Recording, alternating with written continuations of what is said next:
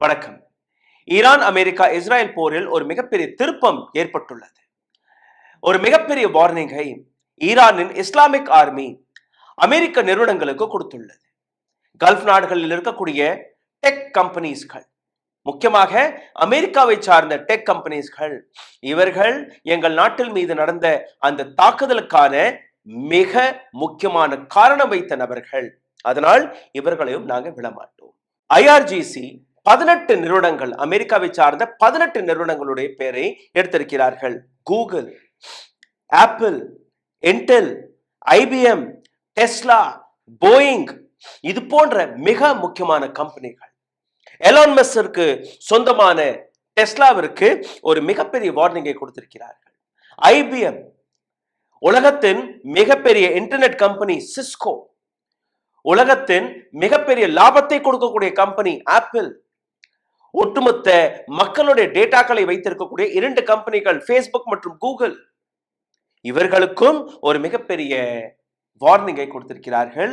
இன்று இரவு தெஹரான் நேரப்படி 8 மணி, இந்திய நேரப்படி 10 மணி இந்த தாக்குதல் தொடங்கும்.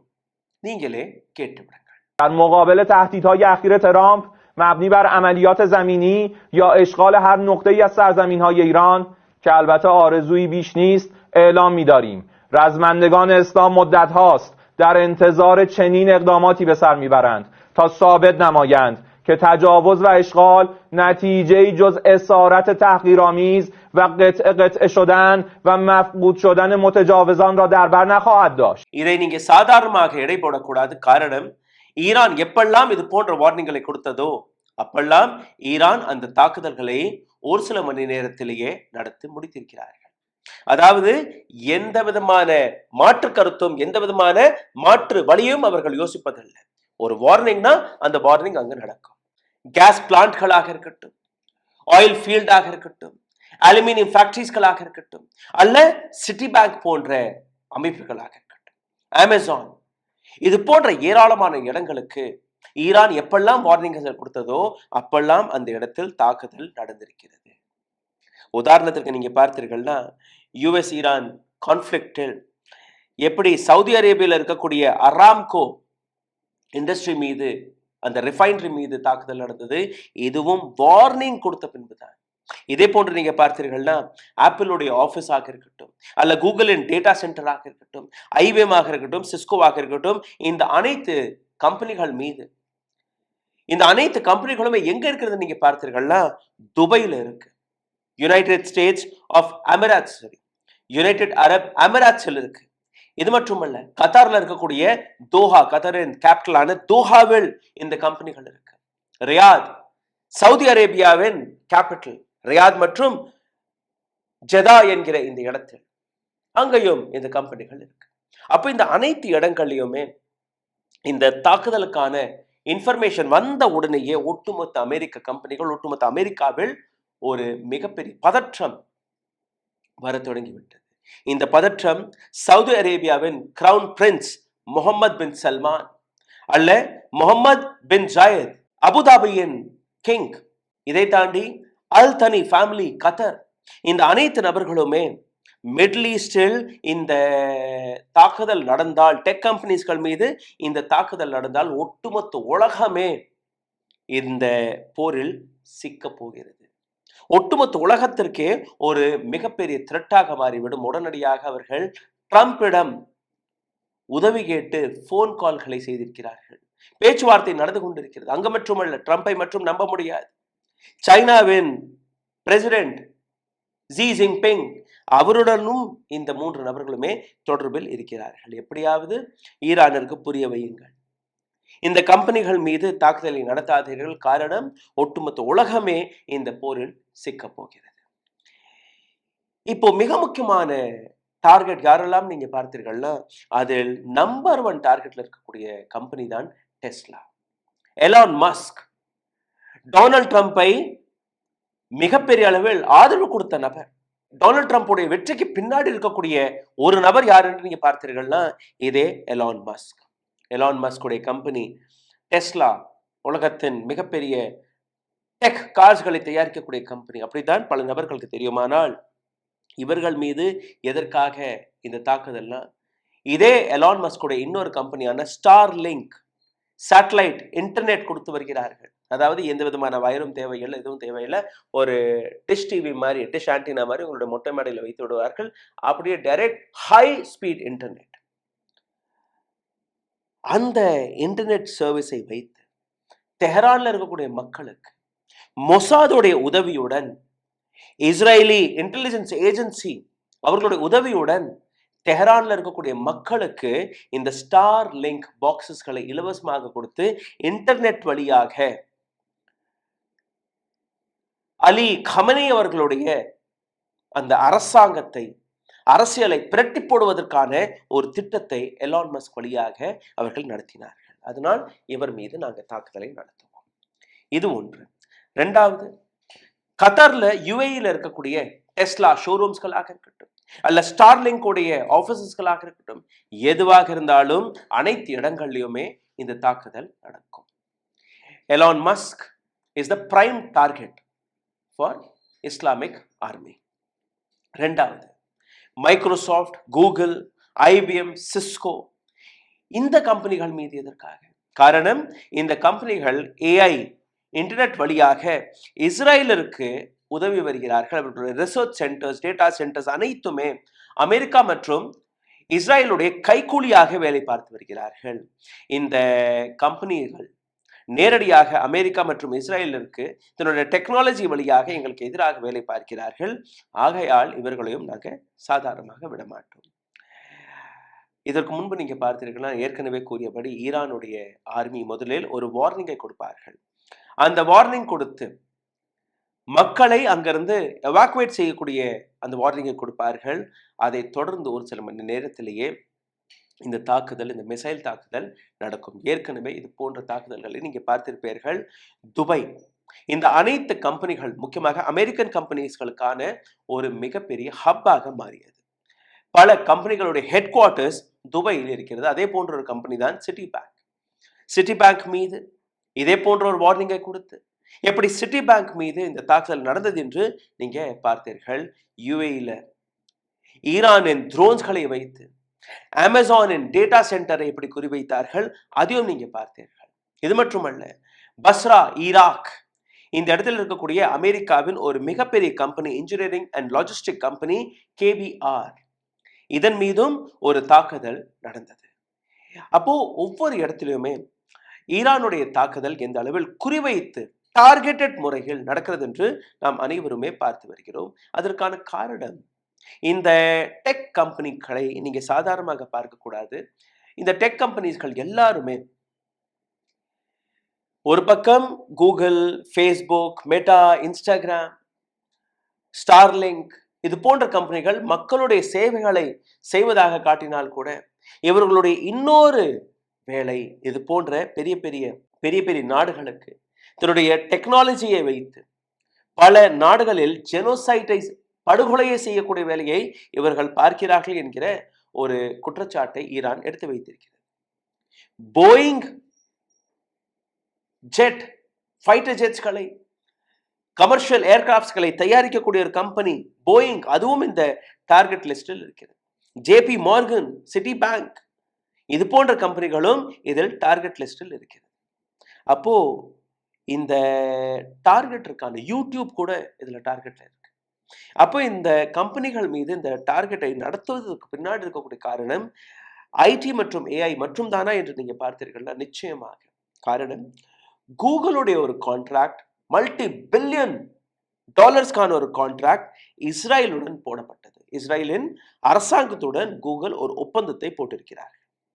அப்போ நிச்சயமாக இஸ்ரேல் அரசாங்கத்திற்கு கூகுள் வேலை பார்க்கும், அவர்களுக்கு டேட்டாக்களை கொடுக்கும், அவர்களுக்கு பல விஷயங்கள் எடுத்து வைப்பார்கள். எப்படி, அதையும் நான் எடுத்து காட்டுகிறேன். ஃபேஸ்புக், மெட்டா இது ஒரு ஜியோனிஸ்ட் கம்பெனி, ஜூயிஷ் கம்பெனி இது. அப்ப நேரடியாக அவர்களும் இஸ்ரேல், அமெரிக்காவில் இருக்கக்கூடிய ஜூயிஷ் லாபியில் இருக்கக்கூடிய கம்பெனி தான் ஃபேஸ்புக் அண்ட் மெட்டா. அவர்களும் இதில் இருப்பார்கள். எப்படின்னு நீங்க பாருங்க. கூகுளாக இருக்கட்டும் அல்ல ஃபேஸ்புக், மெட்டாவாக இருக்கட்டும், இந்த கம்பெனிகளுக்கு நீங்க எத்தனை மணிக்கு தூங்குறீங்க, எத்தனை மணிக்கு எந்திரிக்கிறீங்க, எங்க நீங்க போனீங்க, என்ன நீங்க கூகுள்ல சர்ச் பண்ணீங்க, என்ன நீங்க வாங்குறீங்க, உங்க வீட்டுக்கு எந்த காய்கறி வந்தது, என்ன பழம் வந்தது, நீங்க வீட்ல என்ன பேசுறீங்க, அனைத்துமே ஒட்டு கேட்டு கேட்கக்கூடிய வேலையை இந்த கம்பெனிஸ் பார்த்து வருகிறது. உங்க கையில இருக்கக்கூடிய ஸ்மார்ட் போன், உங்க வீட்டில் இருக்கக்கூடிய மற்ற ஸ்மார்ட் போன்ஸ்கள் அனைத்துமே ஒரு விதமான வெப்பை கிரியேட் செய்திருக்கிறார்கள். அப்போ உலகத்தில் யார் எங்க நகர்ந்தாலும் உங்களோட பில்டிங்ல இருந்து நீங்க பக்கத்து வீட்டு பில்டிங்க்கு போனால் கூட இந்த கம்பெனிகளுக்கு உங்களுடைய மூவ்மெண்ட் தெரியும். அந்த அளவில் பவர்ஃபுல்லான இந்த கம்பெனிஸ். அதனால் இந்த கம்பெனிகள் நேரடியாக அமெரிக்கா மற்றும் இஸ்ரேலிற்கு உதவியதாக இவர்கள் கூறியிருக்கிறார்கள். இந்த கம்பெனிகளையும் நாங்க விடமாட்டோம், இவர்கள் மீதும் தாக்குதல் நடக்கும். அப்போ யாரெல்லாம் அமெரிக்கா மற்றும் இஸ்ரேலிற்கு உதவினார்களோ அந்த யாரையுமே நாங்க கல்ஃப் நாட்டில் இருக்க விட மாட்டோம். இந்த தாக்குதல் நிச்சயம். இந்த வீடியோவில் உங்களை ஆழமாக கூட்டிச்செல்லும் முன்பு ஒரு சிறிய கோரிக்கை. எங்களுடைய சேனலை மிகப்பெரிய அளவில் முடக்கக்கூடிய வேலையை பார்த்து வருகிறார்கள். இதிலிருந்து மீட்டெடுப்பதற்காக உங்களுடைய உதவி தேவைப்படுகிறது. நீங்க செய்ய வேண்டிய ஒரு சில சாதாரணமான விஷயங்கள்: லைக், ஷேர், சப்ஸ்கிரைப் பட்டனை தட்ட மறக்காதீர்கள். இந்த வீடியோவை பகிர்வதற்காக உங்களுடைய கேள்விகளை, கருத்துக்களை நிச்சயமாக கமெண்ட் பாக்ஸில் எழுதிவிடுங்கள். இதை தாண்டி பொருளாதார ரீதியாகவும் எங்களை முடக்கி வருகிறார்கள். இதிலிருந்து மீட்டெடுப்பதற்காக அருகில் இருக்கக்கூடிய QR கோடை பயன்படுத்தி உங்களால் முடிந்த உதவியை தெரிவிக்கலாம்.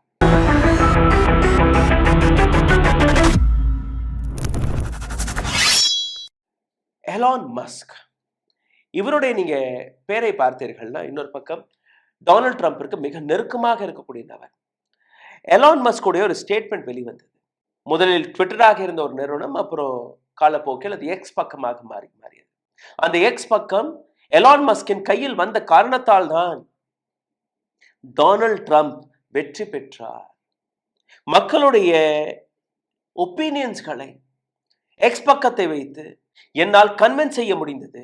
இது எலான் மஸ்குடைய ஸ்டேட்மெண்ட். எலான் மஸ்கை சாதாரணமாக நீங்க பார்க்காதீர்கள்.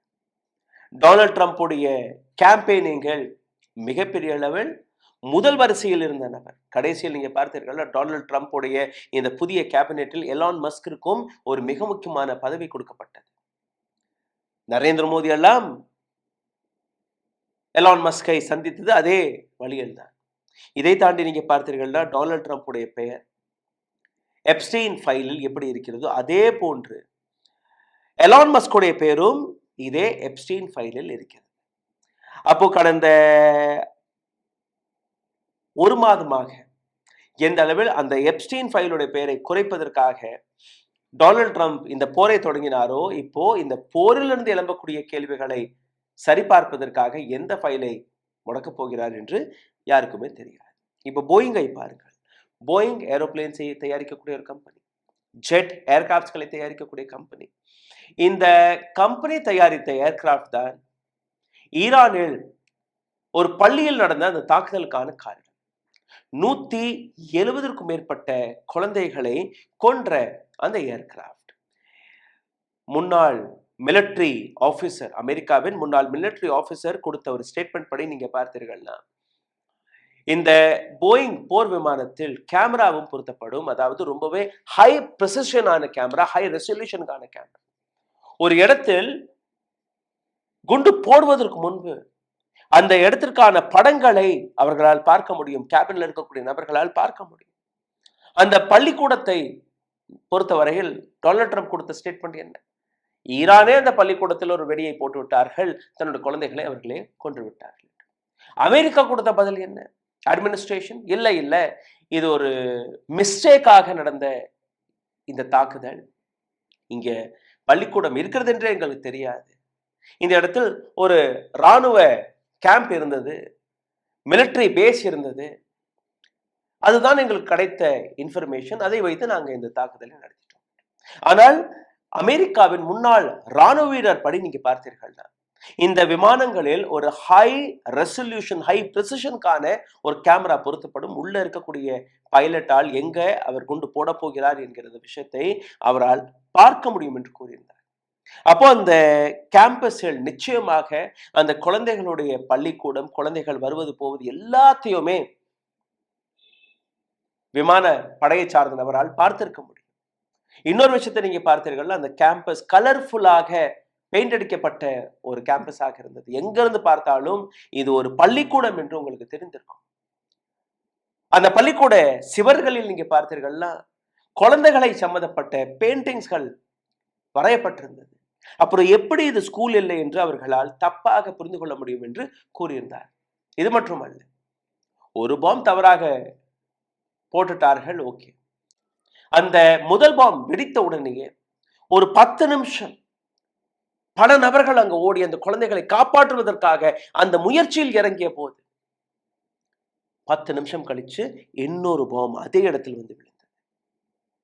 அப்போ எந்த அளவில் அங்க உயிர் சேதாரம் நடக்க வேண்டும் என்கிற அந்த விஷயத்தை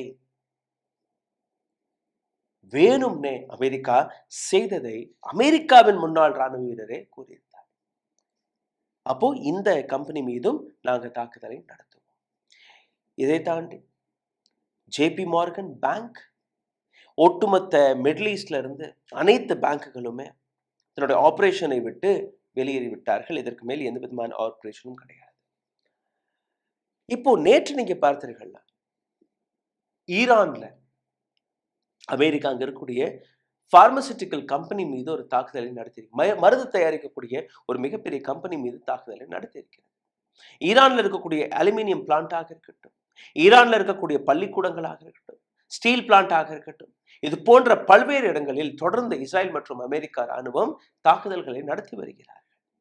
90,000க்கும் மேற்பட்ட சிவிலியன் லொகேஷன்ஸ்கள், ரெசிடென்ஷியல் சொசைட்டிஸ், எந்த விதமான வார்னிங்கும் கிடையாது. எப்படி ஈரான் வார்னிங் கொடுத்து அறிக்கிறார்களோ இந்த முறையான எந்த விதமான வார்னிங்கும் கொடுக்காமல் தாக்குதலை நடத்தக்கூடிய வேலையை அமெரிக்கா மற்றும் இஸ்ரேல் பார்த்து வருகிறது. இப்ப இந்த வார்னிங் வந்த உடனேயே டொனால்ட் ட்ரம்ப், உலக நாடுகளில் இருக்கக்கூடிய பல்வேறு டெக் ஜாயின்ஸ்கள் அவர்களுடைய முயற்சி எப்படியாவது ஈரானிடம் பேச்சுவார்த்தையை நடத்தி இந்த தாக்குதலை தடுத்து நிறுத்த வேண்டும் என்று.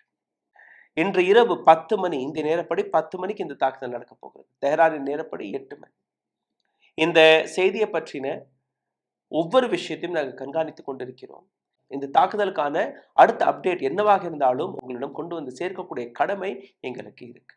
இந்த வீடியோவை பகிருங்கள். உங்களுடைய கருத்துக்களை, கேள்விகளை கீழே கமெண்ட் பாக்ஸில் எழுதி விடுங்கள். இதை தாண்டி எங்களை சப்போர்ட் செய்ய நினைக்கக்கூடிய நபர்கள் அருகில் இருக்கக்கூடிய QR கோடை பயன்படுத்தி உங்களால் முடிந்த உதவியை தெரிவிக்கலாம். நன்றி, வணக்கம். ஊடகம் கார்ப்பரேட் அரசியல்வாதிகளின் கைப்பாவையாக, அடிமைகளாக இருந்தது போதும். இனி சாட்டை எடுத்து சுழற்றும் நேரம் வந்துவிட்டது. ஊடகம் பொதுமக்களாகிய உங்களுக்காக, உங்களாலேயே இயக்கப்பட வேண்டும். ஊடக சுதந்திரத்திற்காக உங்களின் பங்களிப்பை இன்றே அளித்திடுங்கள்.